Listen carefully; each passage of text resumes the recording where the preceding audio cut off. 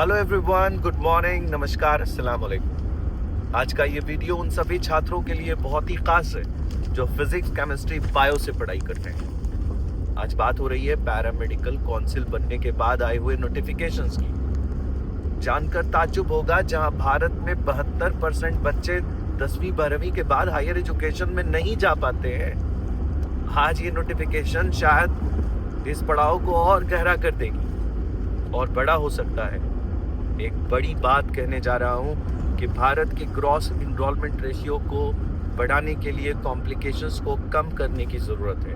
हमें समझना होगा कि इस नोटिफिकेशन के आने के बाद नीट के एप्लीकेंट्स बढ़ाने की कोशिश में हम कोचिंगों को बड़ा फ़ायदा पहुंचा देंगे। मोटे की दुकान में रंग भर देंगे और कोचिंग माफिया इसका फ़ायदा उठाएगा।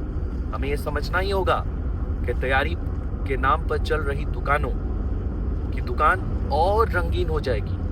नीट एप्लीकेंट होना ज़रूरी है अगर आप फिजिक्स, केमिस्ट्री, बायो के बाद रेडियोलॉजी, ऑप्टीमेट्री, डायलिसिस, रीनल डायलिसिस और एनेस्थेसिया जैसे कई पैरामेडिक कोर्स करना चाहते हैं। ताज्जुब होगा ये जानकर कि हम ऐसे एक्सपेरिमेंट पहले भी कर चुके हैं। उत्तर प्रदेश में जब 10वीं के बाद बच्चा 12th में नहीं जाता था बल्कि डिप्लोमा कोर्सेज की तरफ चला जाता था, एक बहुत बड़ी तादाद थी।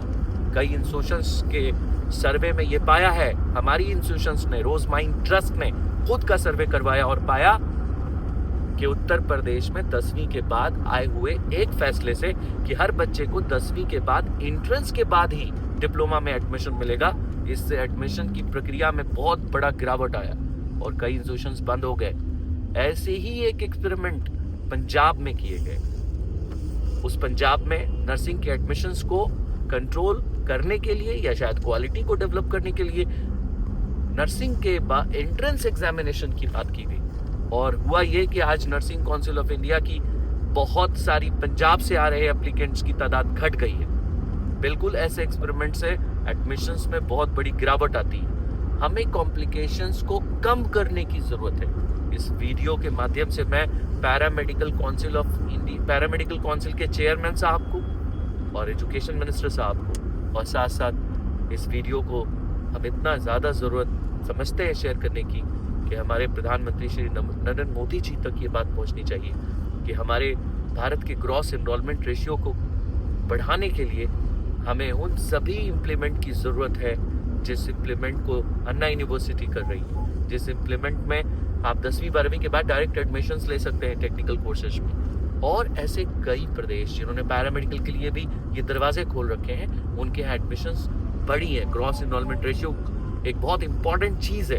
अगर देश को विकसित करना है तो इसे शिक्षित करना होगा और शिक्षित करने के लिए इन कॉम्प्लिकेशंस को कम करना बहुत ज़रूरी है। 10वीं 12वीं के बाद किसी भी टेस्ट के बगैर, किसी भी एंट्रेंस के बगैर जो रास्ता हमें अख्तियार करने की ज़रूरत है वो बहुत सिंपल है। हम 10वीं 12वीं के बाद बायो या फिजिक्स, केमिस्ट्री, मैथ्स से पढ़ रहे हैं तो बिना एंट्रेंस के ऐसे प्रावधान कानून में है कि आप एडमिशंस ले सकते हैं और कई राज्य इसको अलाउ करते हैं। लेकिन पैरामेडिकल काउंसिल बनने के बाद ये पहली बार ये नोटिफिकेशन देश के कई बच्चों के सपनों को तोड़ने के लिए काफ़ी होगा कि वो अगर इस तैयारी में लगे तो आपको पता नहीं है, प्रैक्टिकल अप्रोच से बहुत परे है सरकार कि कुछ एक ऐसे नुमाइंदे जिन्होंने इस इम्प्लीमेंट को लाने से पहले सोचा नहीं, एक्सपर्ट की राय नहीं ली।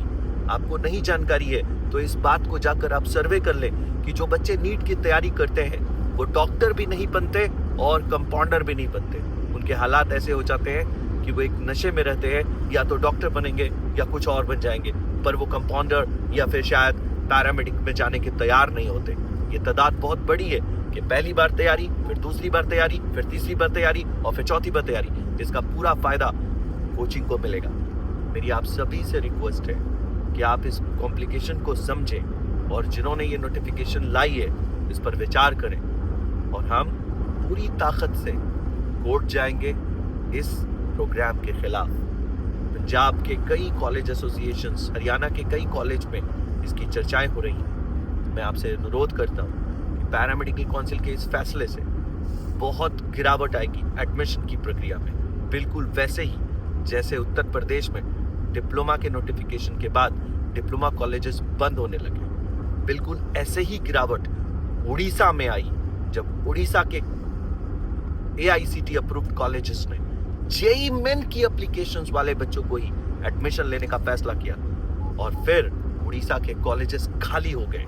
AICTE की पोर्टल पर AICTE से अप्रूव्ड इंस्टीट्यूशन की खाली सीटों को आप देख सकते हैं। मैंने 18 सालों में हर देश के कोनों पे रिसर्च करके ये पाया है कि जहां भी ऐसे कॉम्प्लिकेशंस पैदा किए गए हैं, इसमें फायदा या तो प्राइवेट यूनिवर्सिटी माफिया को मिला है या तो फायदा कोचिंग माफिया को मिला है। अगर हम इस बात को समझते हैं और ईमानदार हैं उन गरीब बच्चों के लिए, उन मेधावी छात्रों के लिए, उन किसानों के बच्चों के लिए जिन्हें हम बच्चों को प्लेटफॉर्म देना चाहते हैं पढ़ाने के लिए, तो हमें 10वीं 12वीं के बाद बिल्कुल रास्ते वैसे ही खोलने होंगे जैसे हमारे तमिलनाडु में अन्ना यूनिवर्सिटी ने खोल रखे, जैसे जवाहरलाल नेहरू टेक्निकल यूनिवर्सिटी ने JNTU ने खोल रखे, जैसे विश्वरैया टेक्निकल यूनिवर्सिटी खोल रखे हैं कर्नाटका में।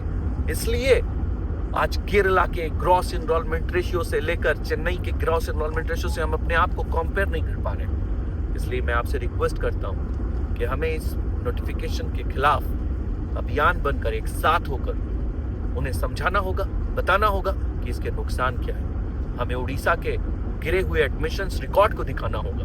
हमें उत्तर प्रदेश में डिप्लोमा के एडमिशंस गिरे हुए रिकॉर्ड को सामने रखकर ये बात कोर्ट में समझानी होगी।